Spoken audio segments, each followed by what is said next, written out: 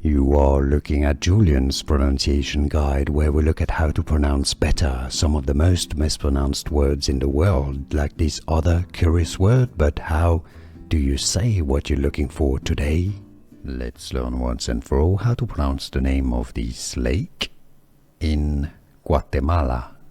Let's break it down. The Spanish local pronunciation, Atitlan, is the name of the lake. If you want to know the full name, Lago, which is Spanish for lake. How to pronounce in lake in Spanish? Lago. Atitlan. You want to stress on that tlan syllable because there's an accent on it. Atitlan. If you cannot pronounce Spanish perfectly, you can say Atitlan. Lake Atitlan or Lago de Atitlán. Here are more videos on how to pronounce more confusing words and names too many mispronounced. Like this video if you found it useful. I appreciate your support. I'll see you soon and thanks for watching.